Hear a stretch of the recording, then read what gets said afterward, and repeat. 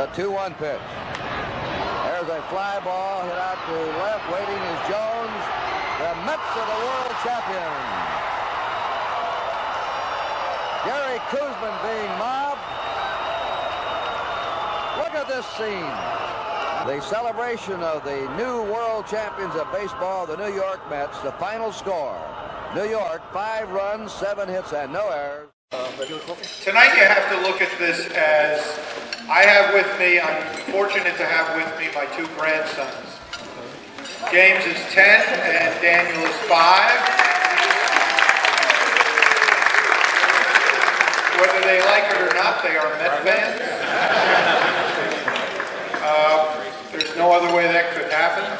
But I was 11 in 1969, so I was James's age. And for me, tonight is baseball becomes more of a time machine. I think for most of us, if you're passionate about baseball, you want to be 10 or 11 years old. And that's what tonight is about. Because listening to the stories, looking at the guys who were actually up there performing in front of you, I think most of us did. Anybody have tickets to a 69 World Series game? Anybody here?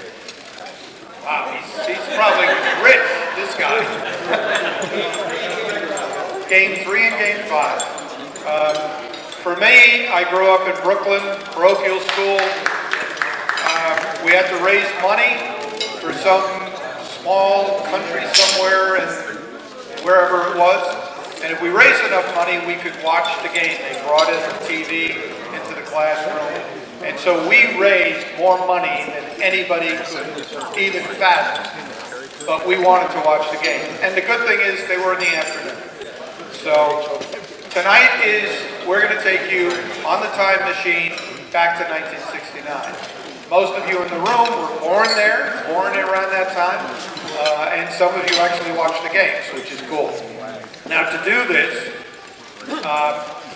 we have a great friend of ours, great friend of mine I've known for probably 30 years.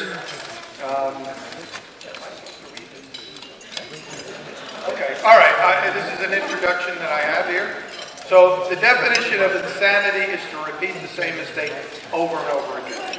With that, it's time to introduce tonight's master of ceremonies. For the 32nd year in a row, he is here to introduce another collection of has-beens. If all goes downhill from here, and most of these guys are not going to come up now, but he loves the game, he played the game, that's why he's here tonight wearing a cup. If you ask me, I'd say his hosting duties could be duplicated by some well-trained and lesser-paid chimpanzee, but they said no. He is the host of a very, very, very, very, very popular Remember When, a baseball nostalgia show, heard Saturday mornings on Sirius XM Radio, channel 89, MLB's network radio.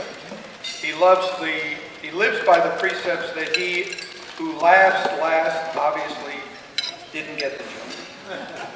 Unfortunately, due to overwhelming demand, he is the world's foremost authority, guardian of the conventional wisdom, the best MC in his price range, and the reason you are all here tonight. You didn't know that, but that's why you came. Please stand up and cheer for our national treasure, a great humanitarian, a conscience for social change, the 1994 World Series most valuable player. Think about that first. The man, the myth, the legend, the big left-hander. No, he's left-handed. Our own Iron Horse. Here is radios, and he is probably the best person to conduct an interview that I've ever seen. Please welcome Ed Wren.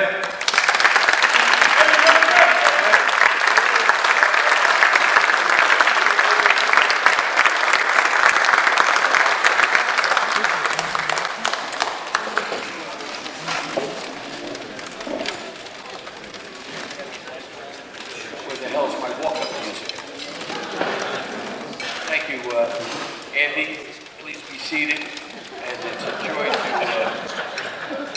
hope you'll all give me your complete attention deficit, and thank you so much. How do you like me so far? How am I doing? I'm sorry in advance. This is from the Lindsey Nelson estate sale, and my returning to work with Andy is the biggest upset since C.C. Sabathia walked into a Dunkin' Donuts and ordered a Diet Coke. But it's a thrill for me to be here. More than that, it's an obligation. But I'm very, very happy to be here. But I want to pay tribute to Andy, who makes this all possible, our dinner chairman, our supreme leader, His Superfluous Excellency, the Moon Dog, and guidance counselor to P. Diddy, Shotgun Andy Harper.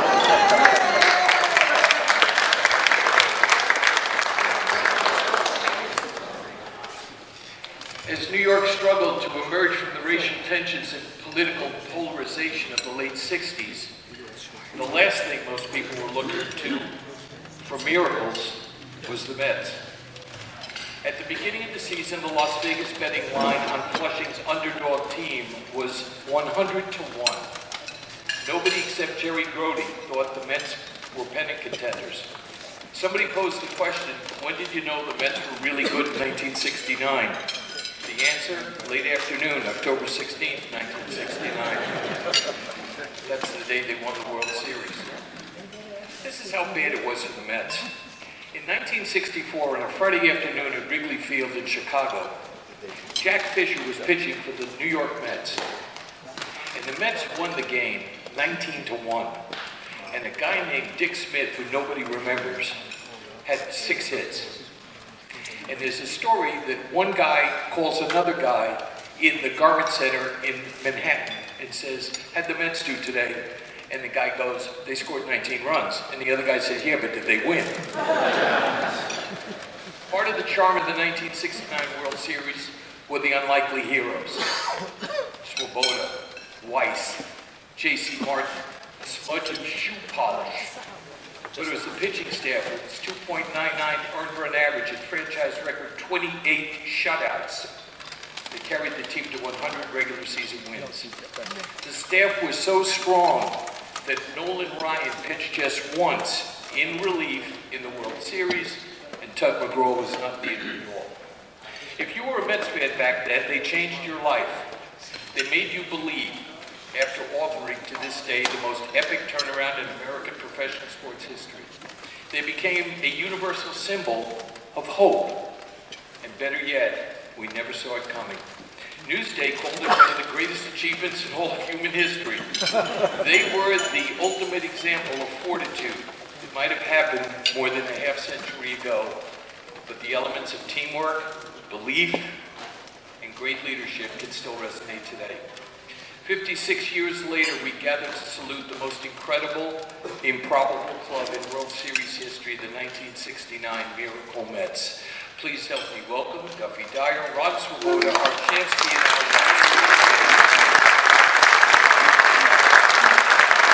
our While they were getting mic'd up, I know almost everybody here in this room knows about my athletic career, but just to remind you, 1969 was the greatest year of my life. I was a Mets fan growing up in the Bronx. There's a quick story about that. In the apartment building beside mine on 183rd Street in the West Bronx lived the Johnson brothers. I was 9, and the Johnson brothers, Timmy the elder, was 12, and he was packing about 250 pounds. And Kenny, his younger brother, was 11. He was packing about 200 pounds, and their job was to beat up the neighborhood, and they were good at it. And one day, through God's providence, I'm standing in front of my apartment building, and the Topps cards had just come out for the new season. 5 cards for a nickel. I know I'm dating myself. Every time I open my mouth, I'm dating myself. 5 cards for a nickel with a little logo of a team, little adhesive logo. And one day, I'm standing in front of the apartment building, and Timmy, the elder and the fatter, comes walking past me with a bicycle. Probably not his own, but one that he recently ripped off. And back then, the bicycles had rims on the back, which they do not have now. And I happened to notice that on the back rim was a Mets logo. And I thought, in the interest of self-preservation, even though I lived only 3.5 miles from Yankee Stadium, where the Crow as the crow flies, if the crow is first not shot out of the sky by snipers, I should become a Mets fan. And so back then, I was a Mets fan. In 1969, I couldn't wait for 8:05 every night for the game to be played. And I lived and died with Seaver and with all of these guys. And it was just fantastic. And as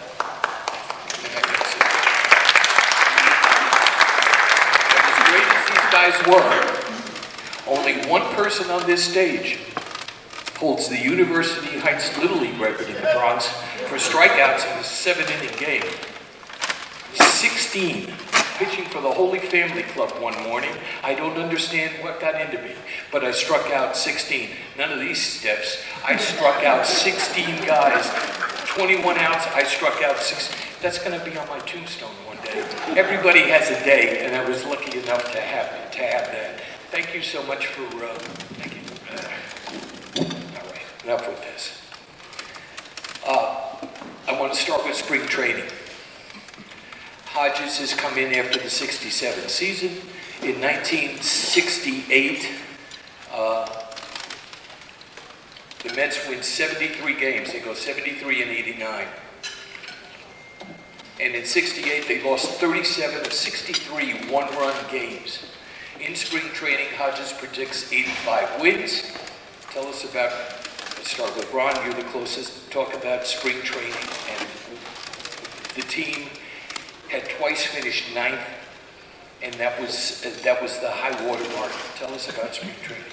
Yeah, I thought, looking at all those good young arms, we didn't know what we really had. We didn't know who we were.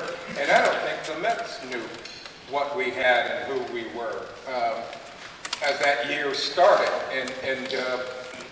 But in spring training, I thought, boy, if we just start approaching, 500, if we put a mad, attack on 500 and give it a good run, that'll be improvement for us. I thought, the surest thing we had was a chance to be a little bit better than we were the year before, and the year before we didn't finish at 500. So I thought, let's take it out there and see what happens. But I didn't see any bells ringing or stars coming across the sky or a World Series happening at all. Duffy, what was it like catching that staff? It was a lot of fun. It really was. Some great arms, obviously, and I thought in spring training, I was a rookie at that time, so I was very nervous and just hoping to make the club. And I didn't hear too many of my teammates say, that we got a chance to win this thing this year.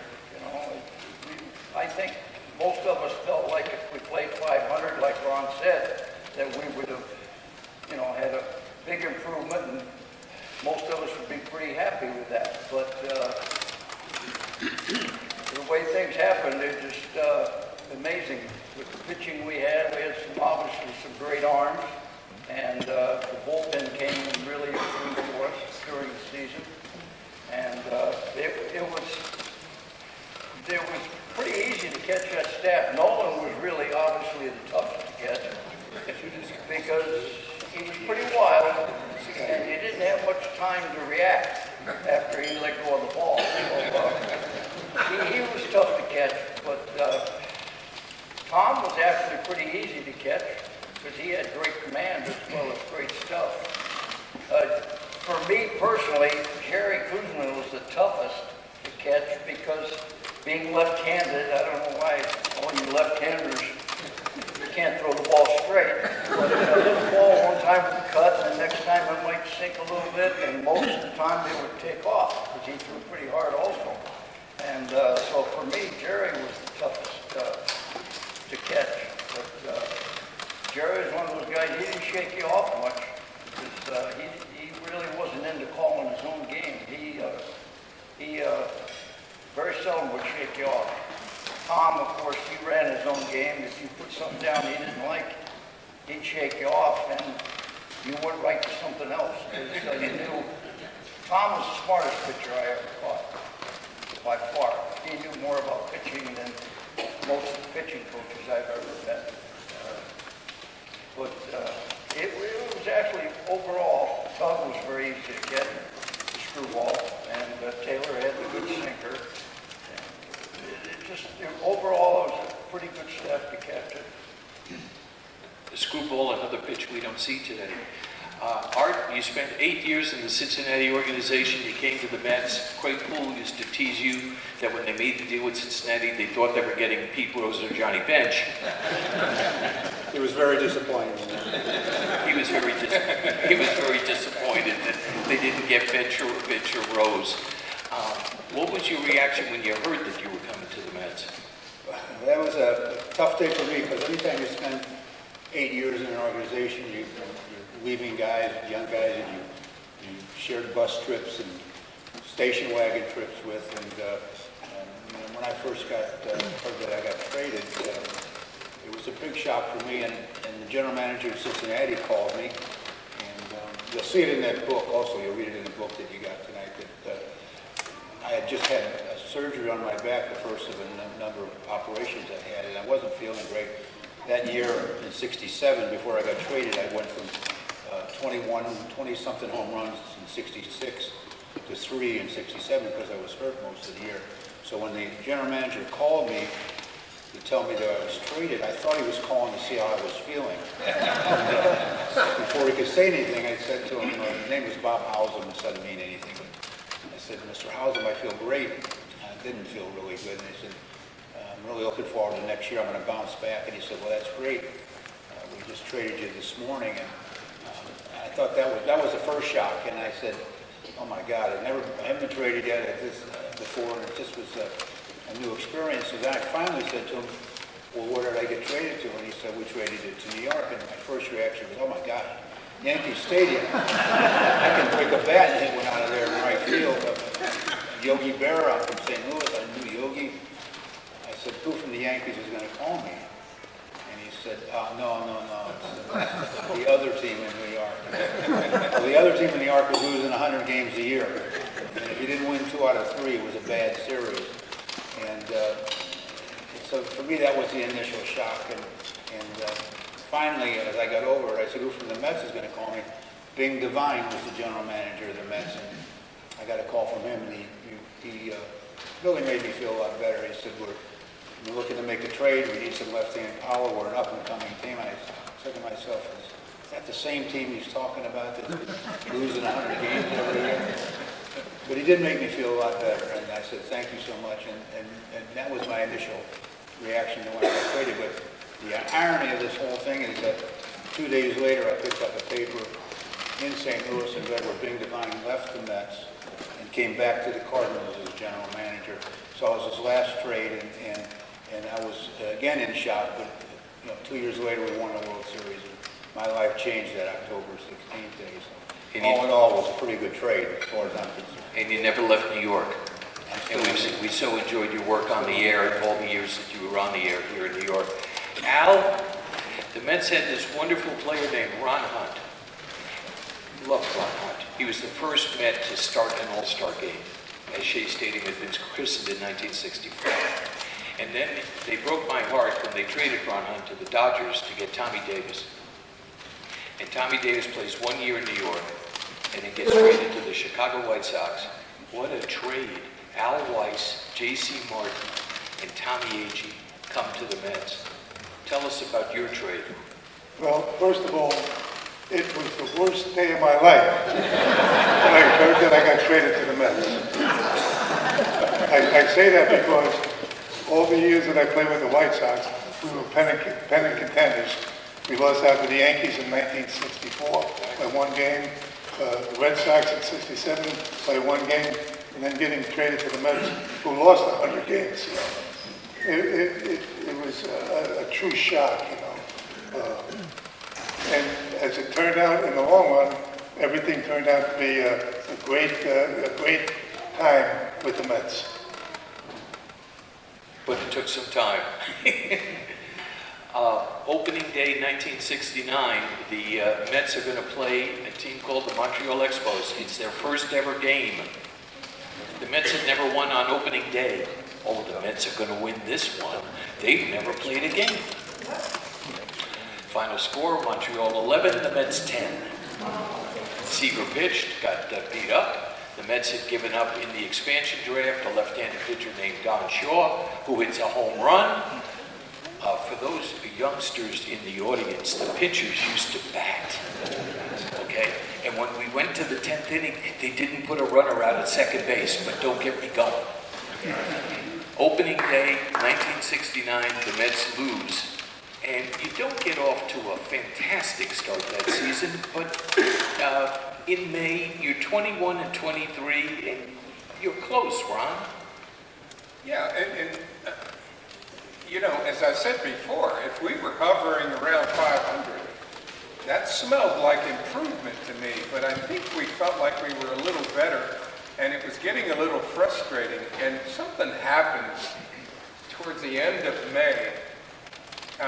We knew we had this good pitching, and we knew, you know, we knew we were on the cusp of something, and not, you know, I couldn't define what it was.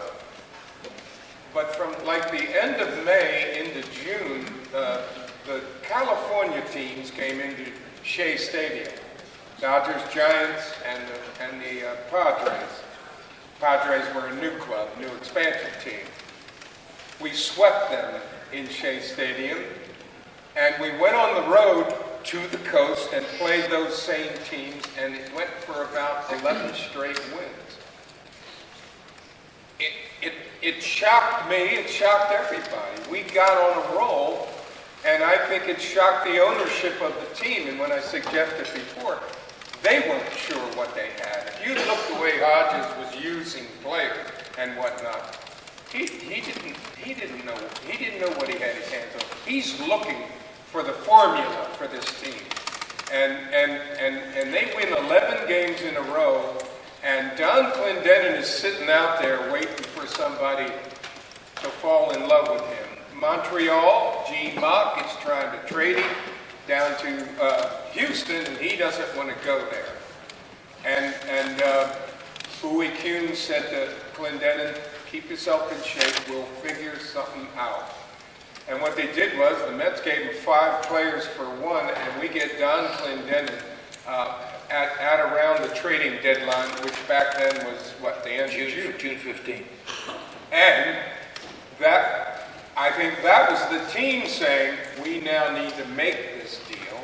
They don't give up any of their good young arms. They give up 1 good arm, but they don't get hurt, and they come out ahead with a right-handed hitter.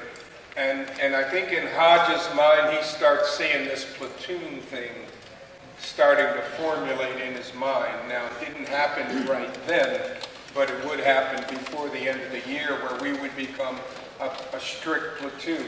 Al Weis and Kenny Boswell would be at second base.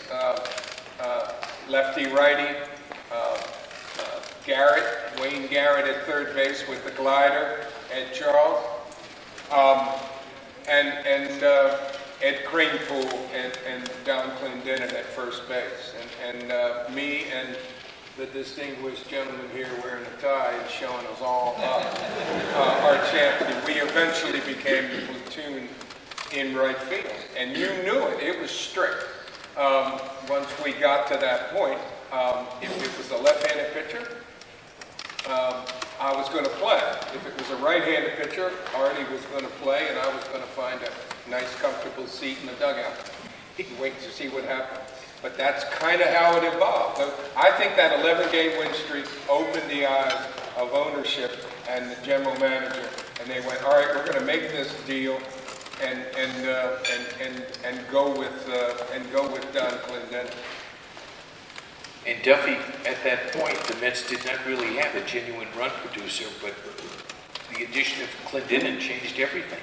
No doubt it changed our mental outlook, because we knew we didn't have a great RBI guy, and putting Don in the 4th spot in the lineup, he drove in a lot of runs for us. It changed our thinking as players, and gave us a lot more confidence, and we were able to score a lot more runs the last couple months of the season. And like Ron said, I think that was one of the big turning points, definitely when we got Don. And he did very well for us. I think he's the biggest reason we came to the round. There were 4 platoons. Let me add this before it goes on. Glendenin was studying to become a lawyer at the time, and he was the guy that could get on everybody in the clubhouse, from Rod Gasper to Tom Seaver. He just had that sort of cockiness about him, and he had what they call skins on the wall. He had done enough positive things in his career, and he was old enough that he could literally get on everybody in the clubhouse. And a guy like that who got in the middle of everything was called a clubhouse lawyer.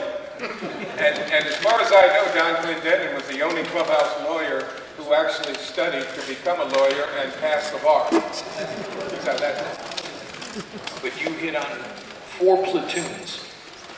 And at first base with Cranepool and Clendenin, they combined for 23 homers and 86 RBIs.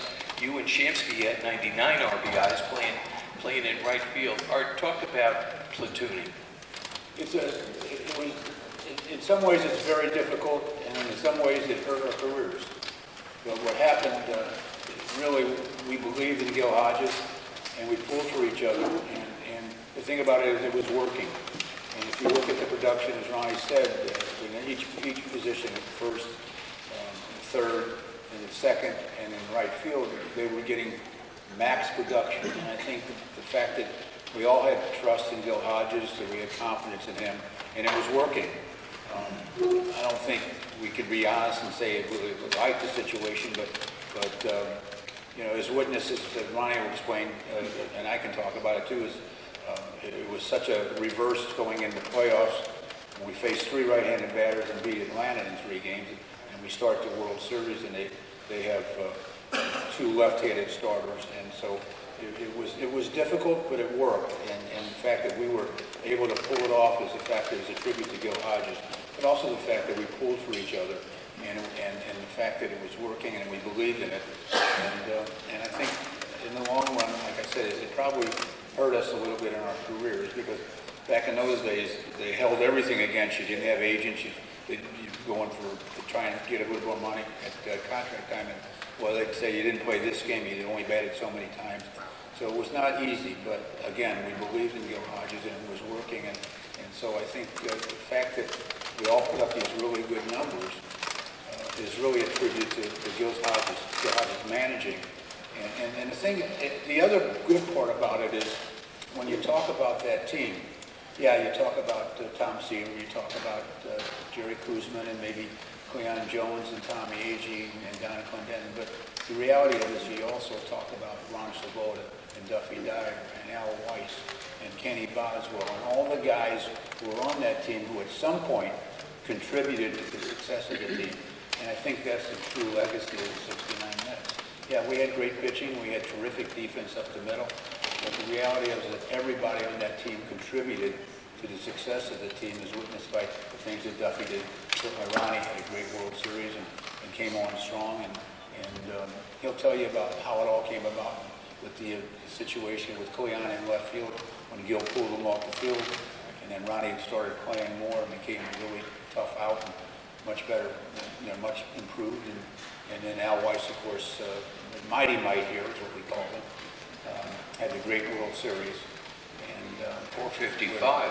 Yeah, we're still talking about today.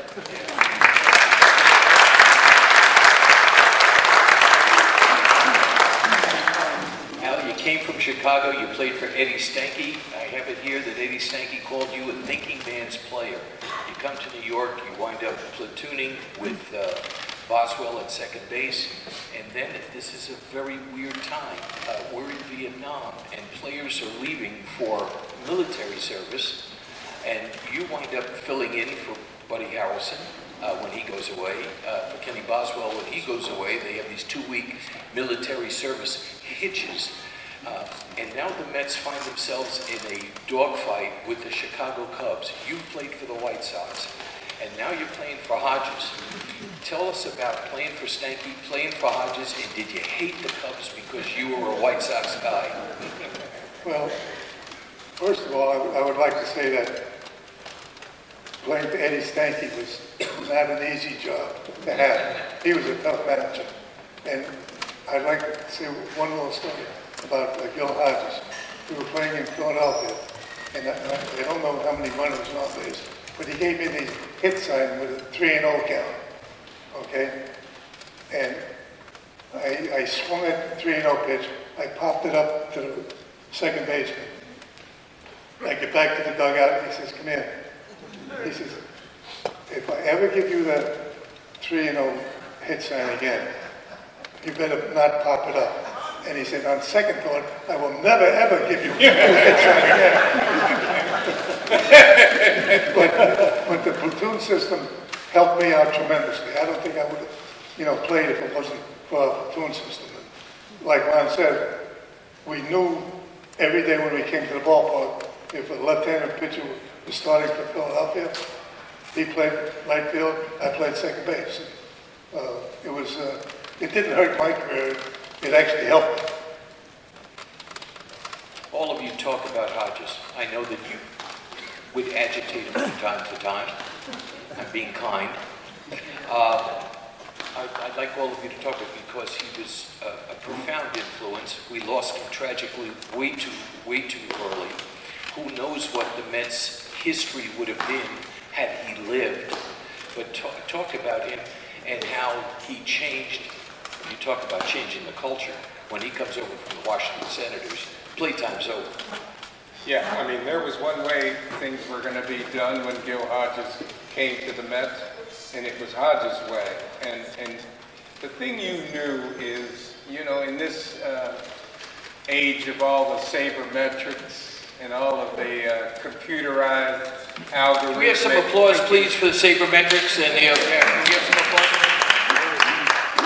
In all of this technology that has a lot to do with decisions managers make when they're writing up the lineup, when they're making a change in the middle of the game, Hodges had all of that in his brain. He never got behind the game. He always knew what he wanted to do, and he was sure about what he wanted to do. I'm disappointed in myself.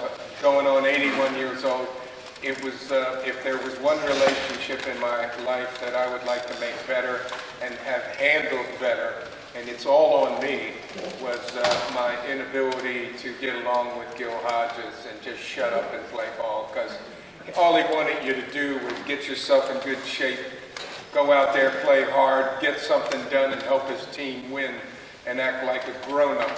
I could do some of that some of the time, but not all of it all of the time. And I did figure out a way to annoy him, and I couldn't shut up when I needed to shut up and just do your job. And that's probably the major regret I have from my time with him.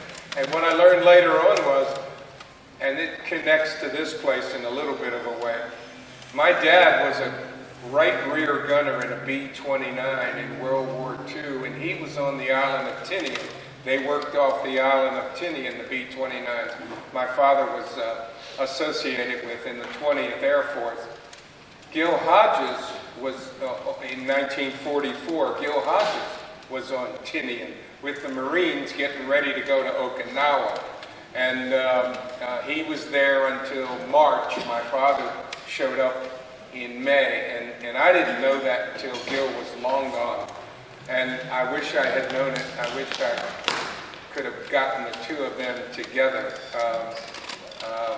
Another little regret, but that's one reason why I'm just so happy to be in this place. I'm a huge aviation fan because of my father's experience, and my brother was Air Force enlisted man, worked on engines for the F-4 Phantom and C-130 Hercules.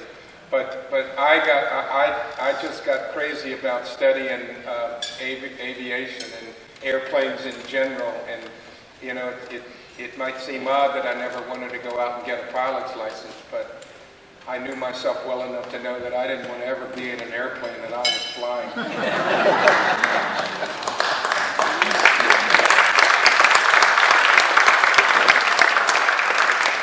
Duffy, in the old days, the catcher didn't look into the dugout for every pitch. What was it like being a catcher on Gil Hodges' club. It was great. And I never once saw you stick your leg out, by the way. We won't go there either.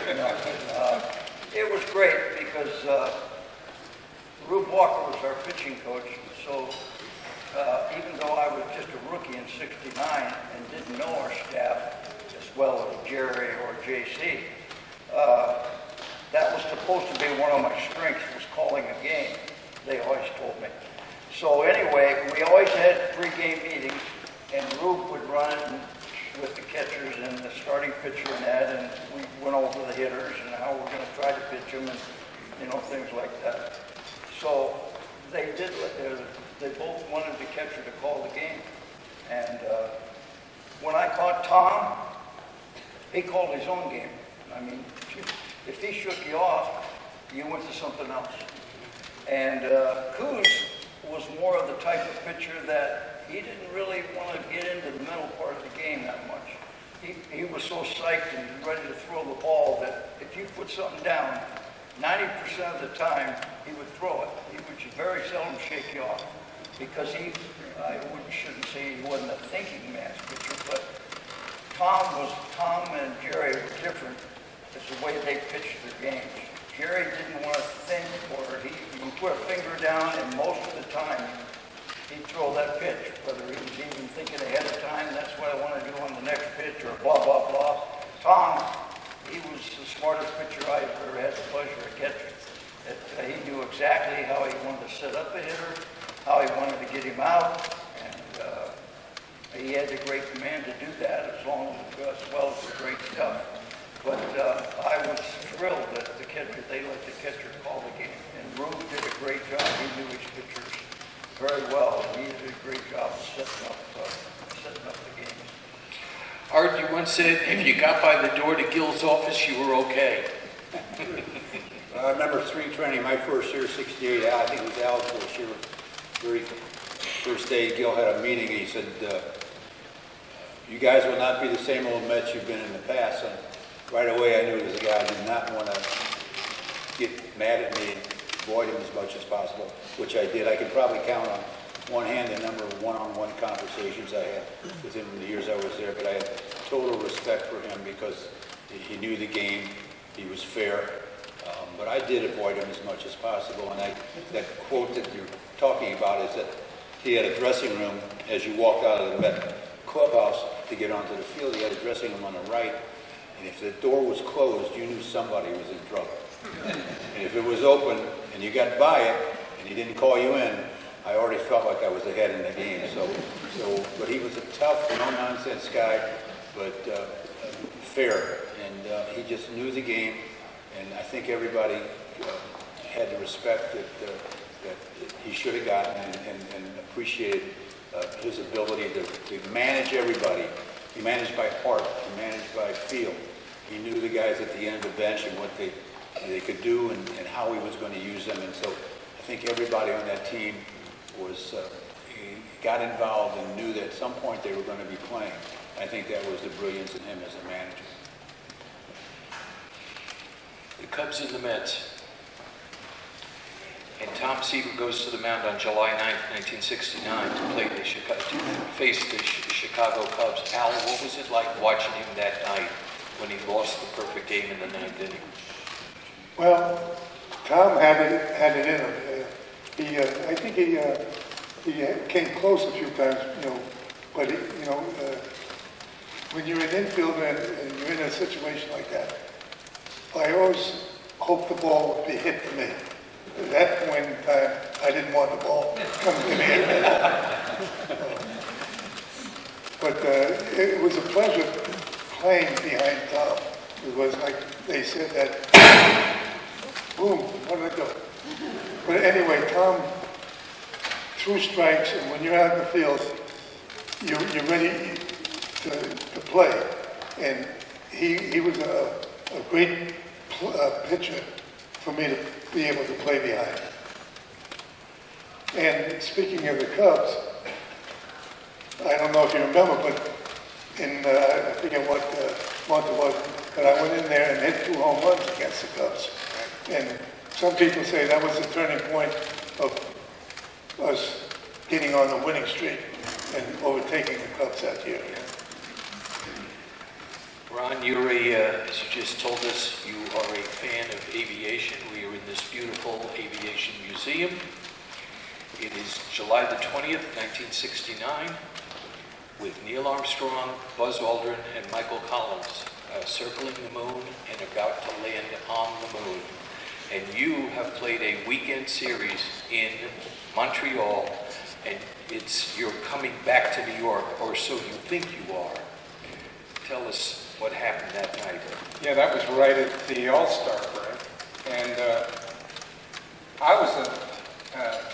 my mother gave me a book as a kid written by a guy named Willie Ley. If anybody wants to read interesting science about all of this satellite, outer space, landing on the moon stuff, what you actually needed to do, Willie Ley wrote books back in the 1950s that really, really projected science fact, and I read it, and the books are beautiful. They have these beautiful color things, and all the spacecraft back then in his books and stories, they all were sitting up on their tail. They had landed on their tail. And of course, until Elon Musk rockets, we never saw a rocket do that until Elon Musk rockets, and that is a marvelous thing to them. But again, we're in Montreal. We win a good series. We're flying a Caravel. That's a French aircraft that we chartered. We're going to go to the airport, get on the plane, and come back to New York and probably watch the moon landing on replays. Except that our aircraft had a little broken part that they had to fix.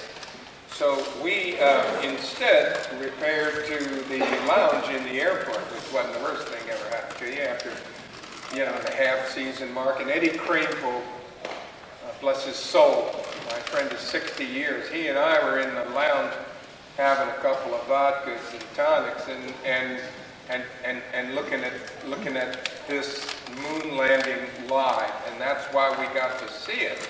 And we were just marveling at when Neil Armstrong, made his small step for man, giant leap for mankind. We were not, we were struck by the irony. We can't get from Montreal back to New York, and somebody's walking on the moon. That seemed so marvelous to me. And the other thing about Willie Ley, I want to lay this one on you.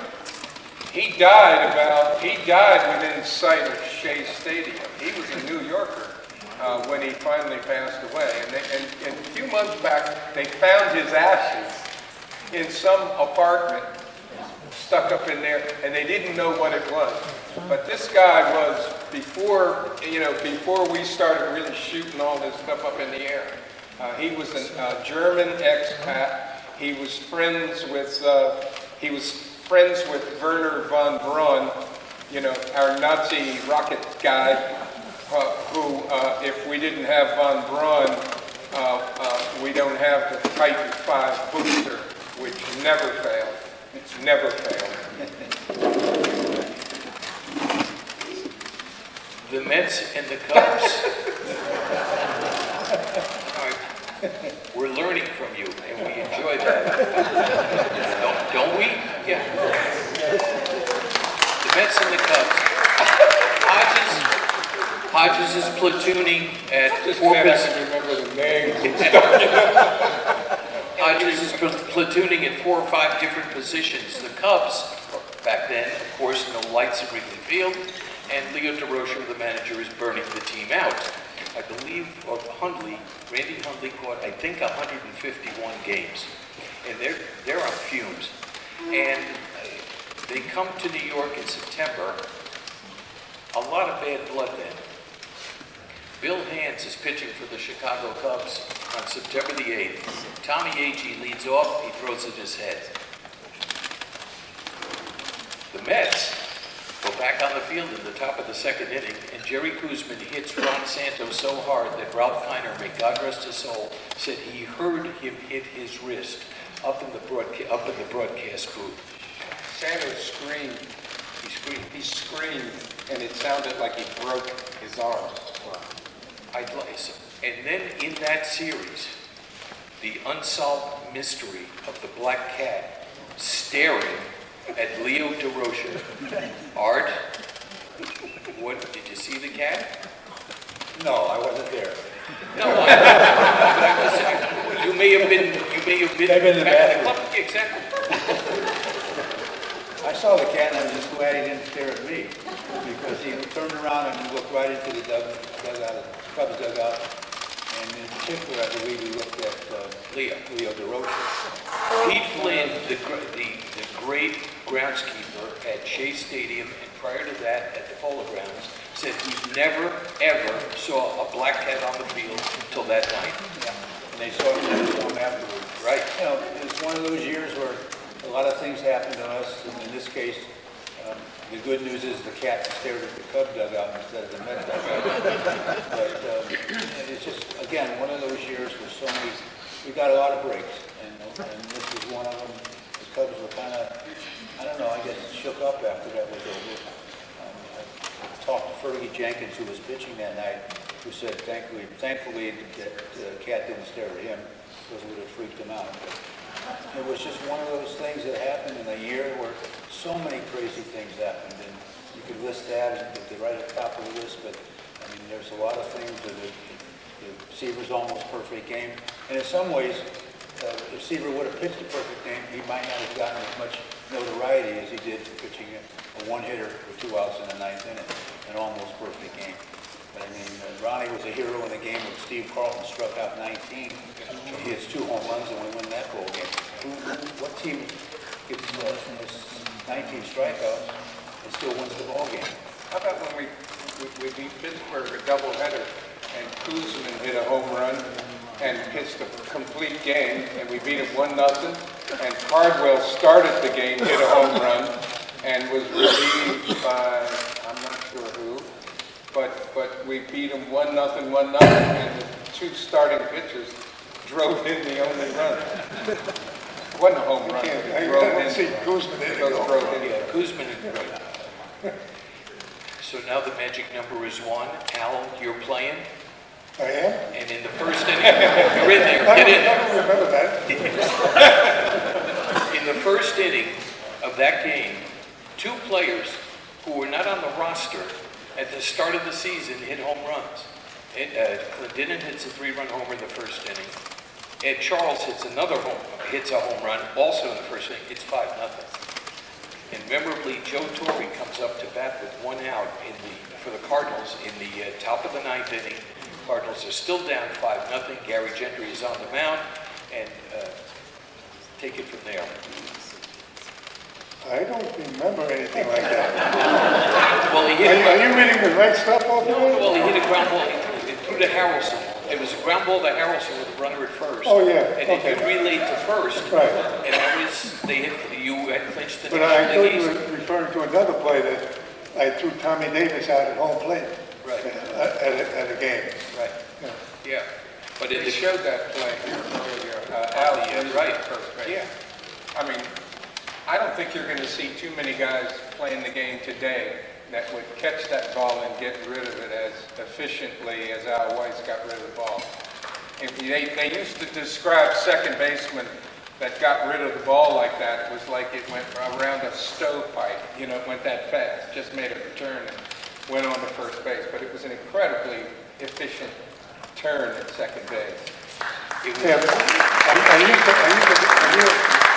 to work, and it was easy to get the ball out and relay it. Well, these guys today don't do that, and they don't. And these guys that play today, that one thing that's different about the game, that guy coming down second base isn't coming down trying to deal on them. Right. He can't do that anymore. Don't want to hurt those poor dear millionaires. Hey, Ron, what about that slide that Frank Robbins made into me? Oh.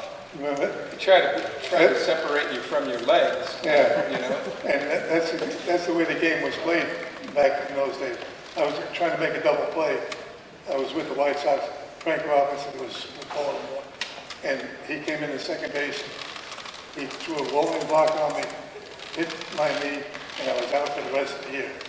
And as that turned out, it was probably the best thing that ever happened to me, breaking my leg, because the White Sox felt that I wasn't capable of coming back and playing again, and that's where the Mets jumped on me. And I found out later that Hill would not have made the trade for AG and myself and J.C. Martin if I wasn't included in that deal, which made me feel really, really good.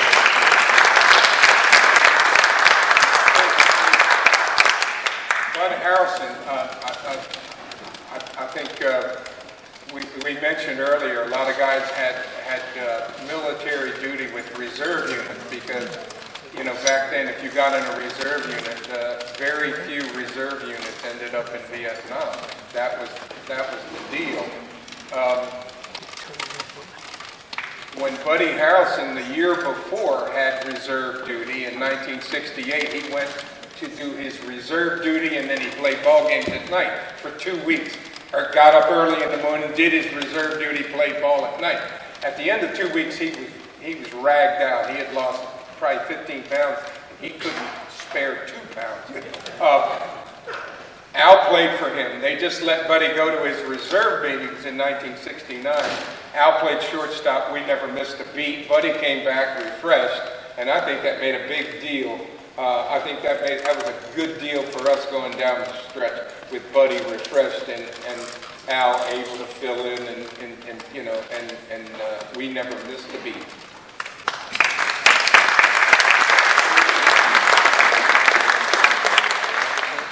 So things are happening that we can't possibly explain with the New York Mets. 1-0, 1-0, the doubleheader in Pittsburgh. The pitchers drive in the runs, the only runs of the game. I just checked the other day. I had something else to look up. Koosman hit 0-48 that year. He had 4 hits, and yet the Mets won that. And the other incredible game is in St. Louis. It's a makeup game on a Monday night. It's not televised to back to New York.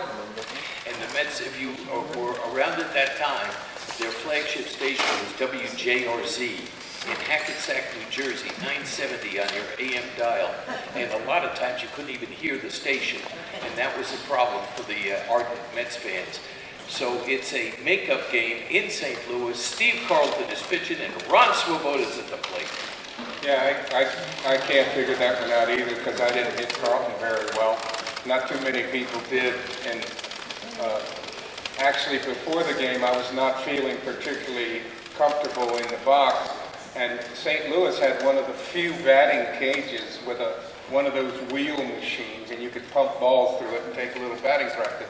And I asked the coaches, I talked to Ralph Kiner, and I said, Ralph, could you just come down there, just look at me, just see if we can, you know, maybe I'm doing something wrong or something or other, but just you take a look at me. And the coaches said, that's fine. And we went down in the cage and he fed me baseballs, and it was just very untechnical. You know, you take a swing, how's that feel? Ralph go, how's that feel? I said, that felt good. He said, that looks good, that looks all right. And I don't know if he just sort of talked me into, or the extra BP, but I think just talked me into feeling kind of comfortable with myself.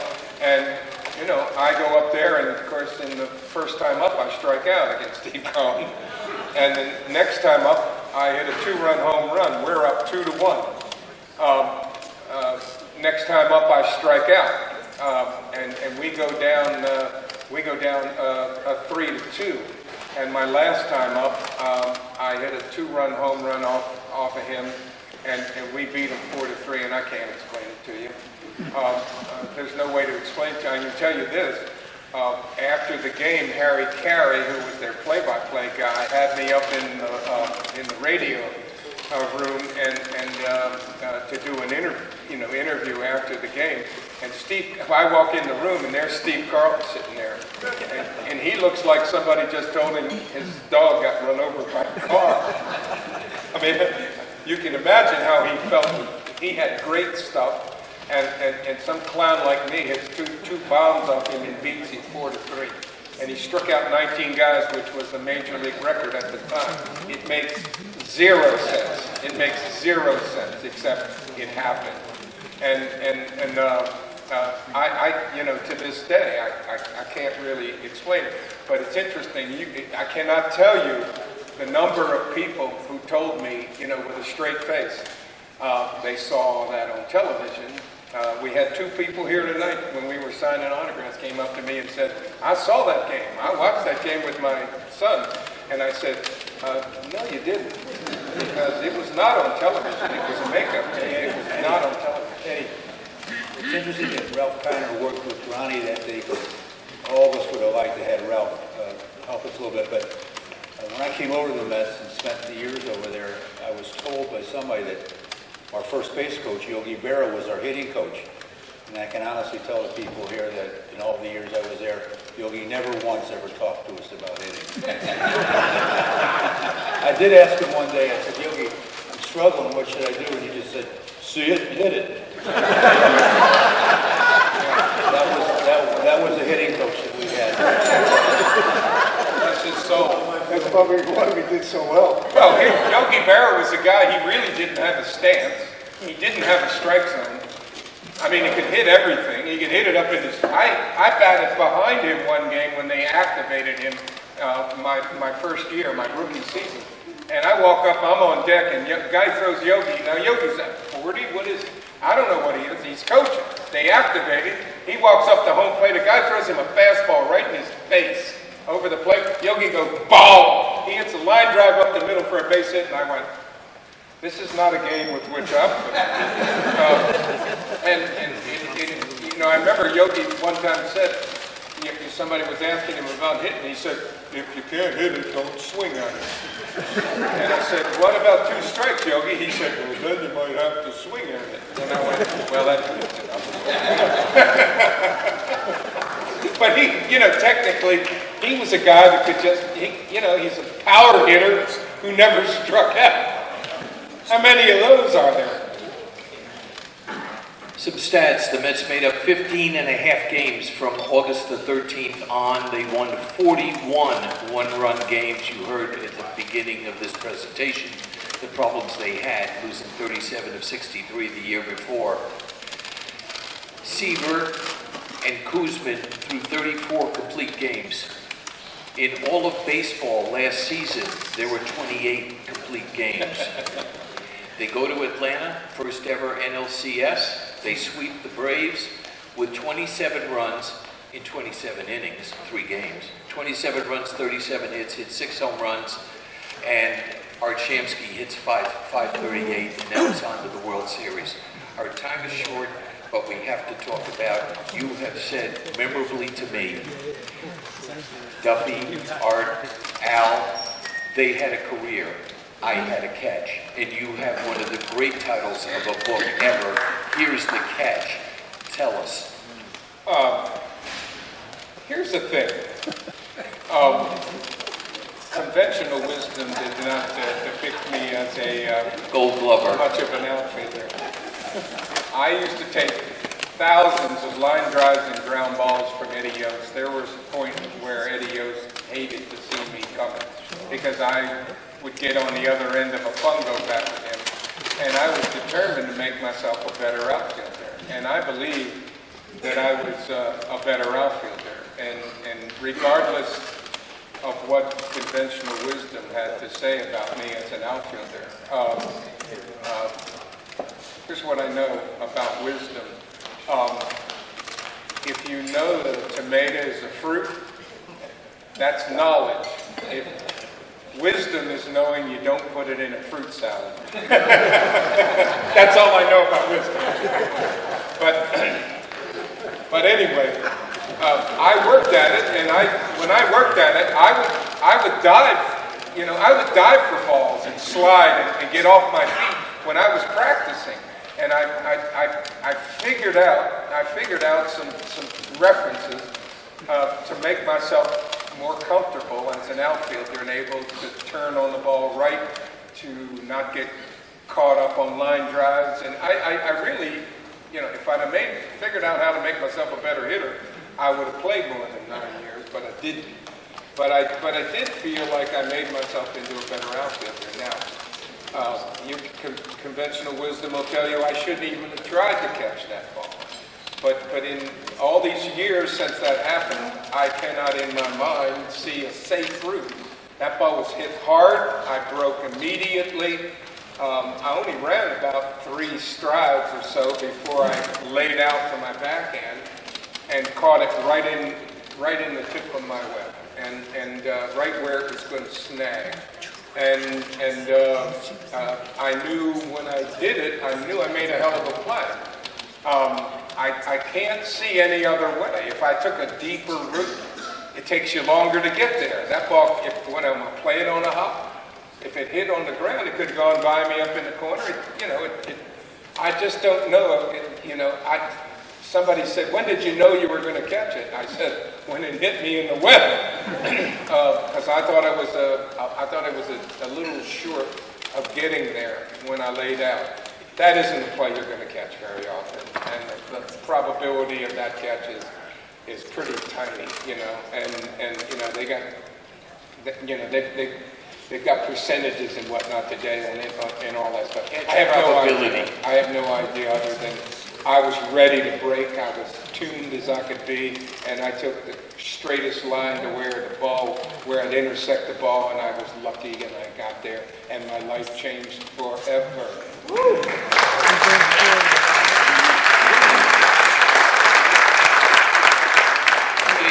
2 days before in Game 3 with the 2 Tommy Agee catches, you see Cleon Jones in one of them when Agee makes the first catch, and then you see Art Shamsky's feet in the when he makes the second catch. Well, I actually told him he had plenty of room, and he made the great play. And over the years, I kidded him about making an easy play look hard. But that game, if people remember, is a game, if you're a youngster, dream of ever making it to the big leagues. 2 great catches, left center, right center. Hits a home run in the bottom of the first, saves about 5 or 6 runs. And if you've ever, as a kid growing up and watched Major League Baseball, this is a game that you dream of. And for Tommy, who had a tough year in 1968, it was retribution because he ended up having a great year in '69, 26 home runs, I think. But that game 3, really kind of solidified him as a hero in New York City, and it was a great game. Hey, before I forget, can I just say something about Andy Clark? Be my guest. Andy has been a friend of the '69 Mets, and we talked about it earlier. He's been a baseball fan all his life, but Andy has done more for the '69 Mets than anybody, including the Met organization. He is always there for us.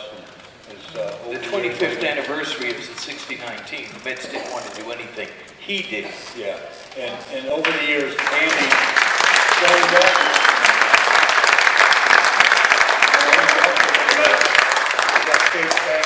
And we did all those wonderful games, fields, and he got a lot of the '69 guys to take part, and he's done these kind of things, and he's one of the best there is. And Andy, thank you for bringing the guys back and sharing these moments.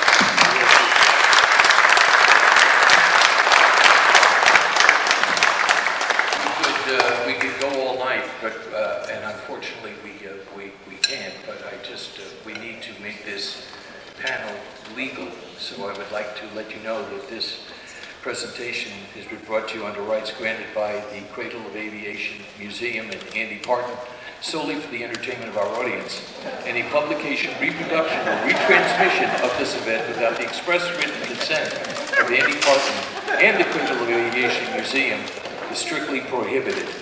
It has been my honor to be with you. I am always honored to be with them. Give it up for these great guys.